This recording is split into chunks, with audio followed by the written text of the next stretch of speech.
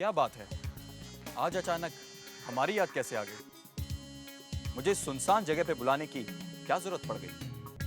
तुम्हें भीड़-भाड़ पसंद नहीं ना, इसीलिए यहाँ बुलाया। देखो तनीषा, अब इन बातों के लिए ना तो मेरे पास टाइम है और ना तुम्हारे पास। बताओ मुझे क्यों बुलाया है? समझ में नहीं आता, कैसे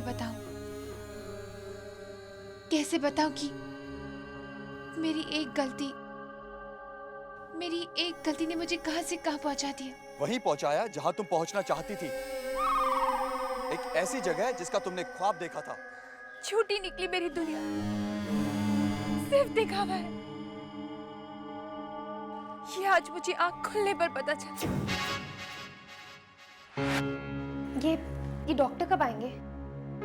बस आते ही होंगे। हाँ, आएंगे और सीधा ऑर्डर देना शुरू कर देंगे। ये टेस्ट करवाओ, वो टेस्ट करवाओ। तो अच्छा है ना, इसी बहाने आपके सारे टेस्ट हो जाएंगे और ये भी पता लग जाएगा कि आप कितने फिट हैं। क्यों? मेरी बॉडी देखकर ये पता नहीं चलता मैं कितना फिट हूँ? अरे हर रोज 4 मील चलता हूँ, सीढ़ियाँ भी खुद चढ़ता हूँ। और क्या करूँ मैं? कुछ नहीं, बस डॉक्टर की बात मानिए। मैं नहीं मानूंगा। अरे कैसे कृष के दादू हैं आप?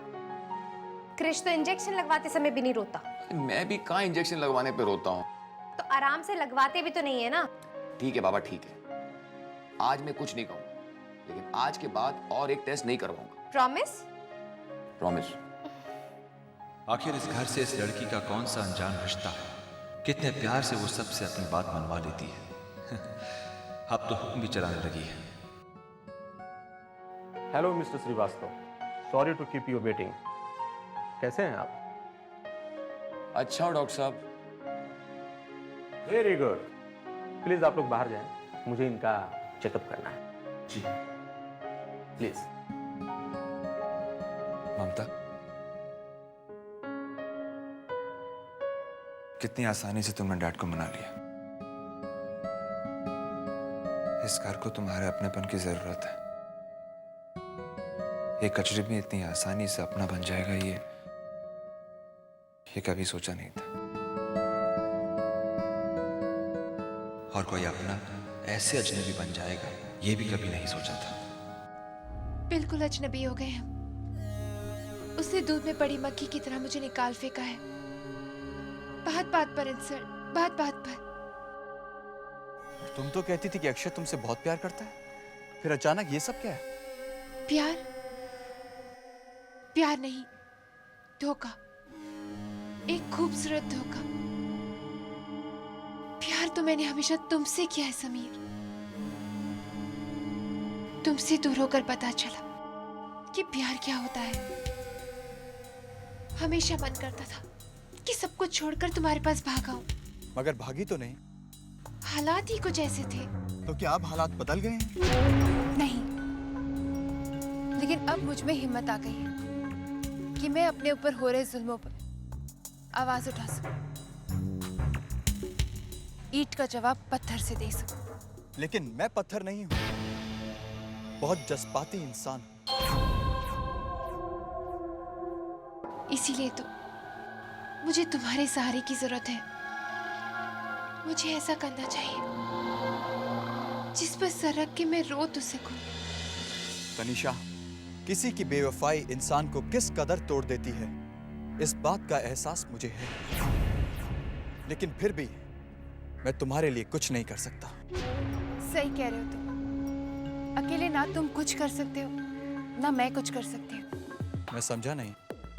तुम्हारा मकसद है बिजनेस में ऊंचाइयों तक पहुंचना, जो श्रीवास्तव इंडस्ट्रीज के होते हुए पॉसिबल नहीं है। अगर श्रीवास्तव घराने की बहू तुम्हारे साथ मिल जाए तो तुम्हें तुम्हारे मकसद में कामयाब होने से कोई नहीं रोक सकता।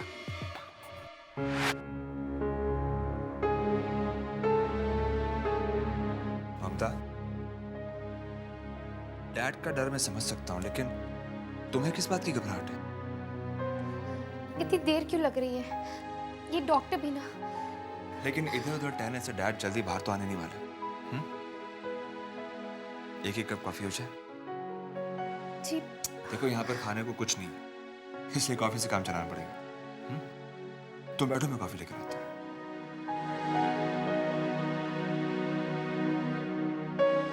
ये लो, एक कप गर्मा गर्म कॉफी जो भगाए हर घबराहट और लाए चेहरे पे मुस्कान। अरे ये तो अच्छा खासा कॉफी का ऐड हो गया।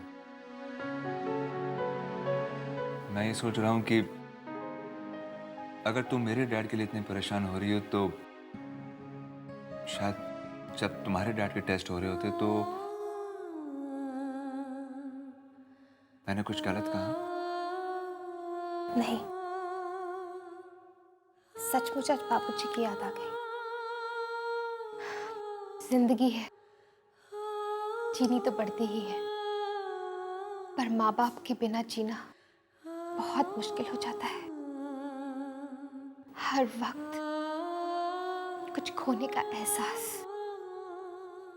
ऐसा लगता है जैसे कोई टहनी पेड़ से टूटकर नीचे गिर गई हो। ऐसे में कुछ लोगों का मिलना, उनका अपनापन, ऐसा लगता है जैसे उस टहनी को कोई सींच रहा हो, उसमें खुशी के फूल आ गए हो। आपके घर में मुझे सब कुछ मिला, बाबूजी, माँ जी का आशीर्वाद, और सबसे बढ़कर कृष्ण। मुझे और क्या चाहिए?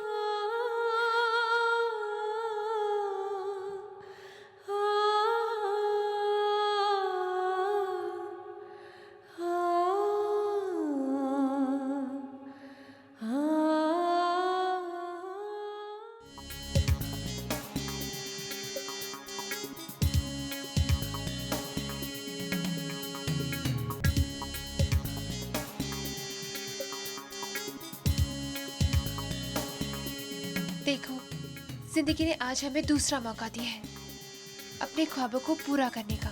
थोड़ी देर कर दी तुमने। कुछ ही दिनों में मेरी शादी होने वाली है। बहुत मुश्किल से मैं अपनी जिंदगी को दोबारा पटरी पे लेके आया, और अब मैं नहीं चाहता कि मैं दोबारा उसी हाल में पहुंच जाऊं जिस हाल में तुम मुझे छोड़ के गई थी। समीर, अब मैं छोड़ने की नहीं, जोड़ने की बातें कर रही हूँ। चुप क्यों हो? बोलने के लिए मेरे पास ना के सिवा कुछ है भी नहीं। तुम मुझे ना कैसे कह सकते हो? क्योंकि मैं अपनी जिंदगी से तुम्हारी तरह परेशान नहीं हूं, बहुत खुश हूं मैं। क्यों मैं अपनी खुशियों को खुद से बर्बाद करूं? सिर्फ इसलिए कि तुम खुश रहो? Sorry Tanisha, I am not a saint. और फिर कोई रीजन भी तो नहीं है कि मैं बिना वजह अक्षय श्रीवास्तव से मुकाबला करूं।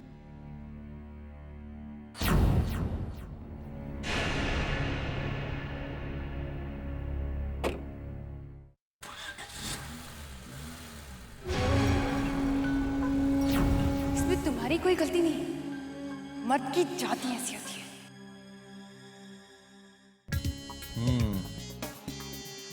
वही पुराना अंदाज, वही पुरानी जल्दबाजी और वही पुरानी मक्कारी। साल जरूर बदले लेकिन तुम नहीं बदली। लेकिन अब देखती जाओ, एक हाँ के लिए मैं तुम्हें कैसे तड़पाता हूं। क्या करूं, वक्त एक मौका तो सबको देता है। मासूमा, अगर तुम मेरे प्यार पर यकीन नहीं करोगी तो और कौन करेगा? तो तुम यकीन क्यों नहीं करवाते? क्यों मेरी सारी फ्रेंड्स ये बोलती हैं कि तुम्हारी दूसरी लड़कियों से अफेयर है? हे कम ऑन, तुम्हारी दोस्त हॉल क्रैप। प्लीज मेरी फ्रेंड्स को कुछ मत कहना। रिकी, अगर तुम इससे प्यार करते हो तो तुम इससे कमिटमेंट क्यों नहीं करते? लो, ये भी कोई बात है? अगर मैं तुमसे बेधड़क 100 रुपए से लेकर 5000 रुपए तक मांगता हूँ, किस लिए? मैं तुमसे रोज यहाँ मिलने आता हूँ मासूमा, वो किस लिए? अरे ये कमिटमेंट नहीं है तो और क्या है? रिकी प्लीज, फिर भी समझने की कोशिश करो। समझ तो तुम नहीं रही हो मासूमा। मेरा भाई इस वक्त जिंदगी और मौत से जूझ रहा है, और मैं यहाँ अपनी जिंदगी संवारने की कसमें खाऊं?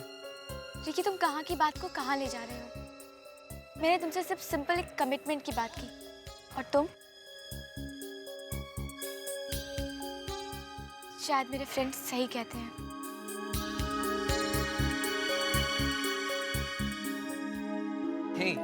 हे, कहाँ चली? सुनो तो।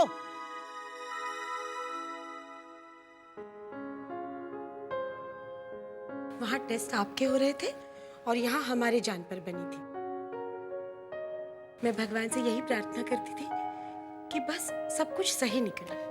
माँ, आपको तो परेशान होने के लिए सिर्फ बहाना चाहिए। अरे कोई ऑपरेशन नहीं था, सिर्फ रूटीन चेकअप था। अब तू मुझे समझाएगा? मैं नहीं जानती। अस्पताल में इंसान जाता तो अपनी मर्जी से है, लेकिन बाहर आता है भगवान की मर्जी से। समझा? दमयंती, अब तो हर साल मैं खुद टेस्ट के लिए जाऊंगा और तुम्हें भी साथ ले जाऊंगा। मुझे? ये देखो, ऐसे डरे जैसे मैं डर रहा था। मुझे नहीं जाना अस्पताल। ये क्या बात हुई दमयंती? तुमने तो खुद मुझसे कहा था कि आप मुझे जहां ले चलेंगे मैं वहां चल दूंगी। फिलहाल तो आप वहां चलेंगे जहां मैं आपको ले चलूंगी। चलिए आराम करने। चलिए। चलिए।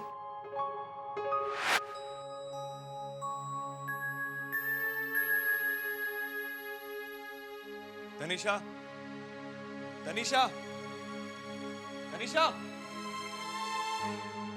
कहाँ थे तुम? हाँ? बल्कि क्लाइंट के साथ इंपॉर्टेंट मीटिंग थी। और कृष? कृष इंपॉर्टेंट नहीं है? उसे यहाँ अकेला छोड़ के चली गई तुम? तो मीटिंग छोड़ देती। कृष की जिम्मेदारी अकेली मुझ पर नहीं है। मैं इसकी मेड नहीं हूँ।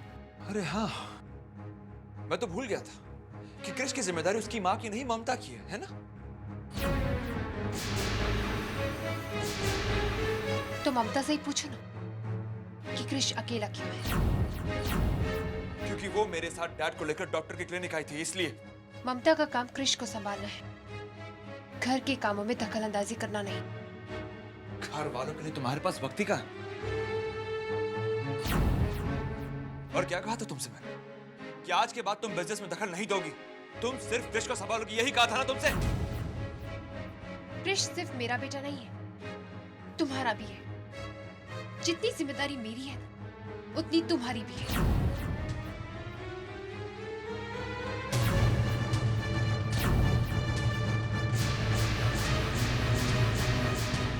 जिम्मेदारी की बातें तुम मुझसे ना ही करो तो बेहतर होगा।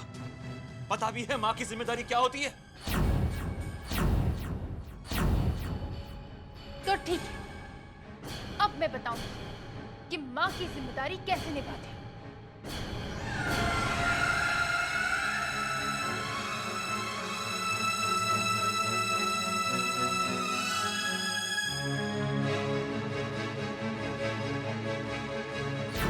कहाँ जा रही हो तुम? इनसे मतलब? पागल मत बोलो तनिषा, क्या कर रही हो तुम? देख लो इसे, मरने से देखने को तरस जाओगे तुम। तनिषा, तुम बहुत बड़ी गलती कर।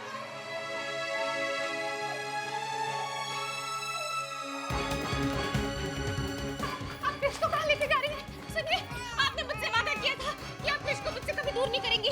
मैंने वादा तोड़ दिया। तुम्हें जिसको बताना है बता दो, समझी तुम? लेकिन एक बात याद रखना, उसके बाद तुम कृष का चेहरा भी नहीं देख पाओगी।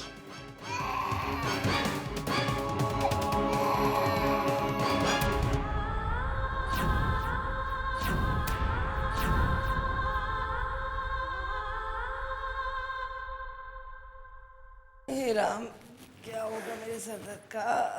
मॉम,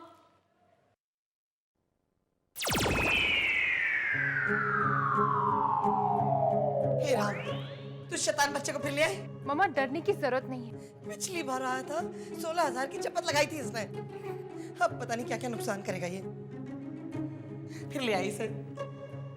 मॉम, मैं अक्षय को ब्लैकमेल करने के लिए लाई, उसे सबक सिखाने के लिए। मैं समझी नहीं। मामा, ये अक्षय की मजबूरी है और अब देखो मैं ये मजबूरी का फायदा कैसे उठाती हूँ।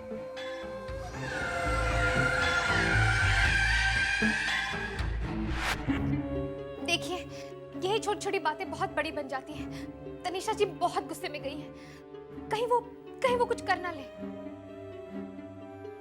आप कृष को जाके ले आइए। आप सुन रहे हैं ना? वो अपनी माँ के साथ गया है। अगर मैं कृष का पिता हूँ तो तनिषा उसकी माँ है, वो उसे जहाँ ले जाना चाहे जा सकती है। तुम्हें क्या प्रॉब्लम है?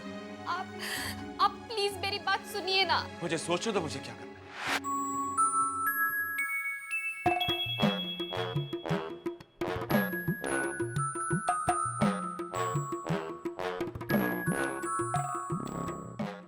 पसीना हो रहा है मुझे लगता है मुझे चक्कर आ रहे हैं, मुझे उल्टी भी आने वाली है। उल्टी सीधी बातें सोचोगी तो यही होगा ना।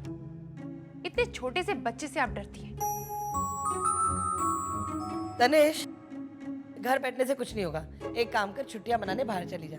और हाँ, ये शैतान के बच्चे को भी लेके जाना। बाहर रहेगी, दिमाग शांत रहेगा तेरा। हाँ, नए नए आइडियाज आएंगे तेरे जहन में।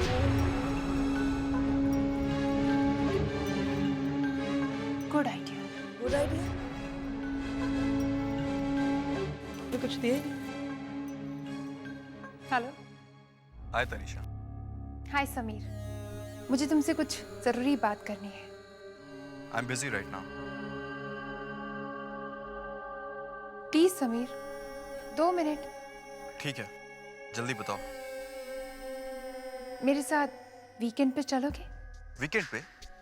हाँ समीर, मुझे एक रिसोर्ट का पैकेज मिला है तो तुम्हें याद कर लिया। लेकिन मैं तो। प्लीज समीर, इनकार मत करना। चलो पुराने दिनों को याद करते हैं।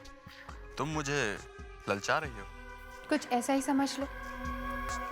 देखो तो सही, आज भी तुम्हारे प्यार में वो कशिश है कि नहीं? तुम अपने बारे में सोचो तनिषा।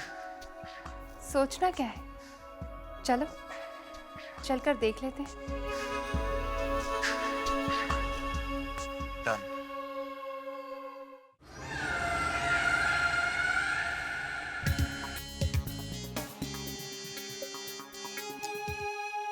देखो, मेरा इरादा तुम्हें हर्ट करने का नहीं था, इसलिए प्लीज रोना बंद करो।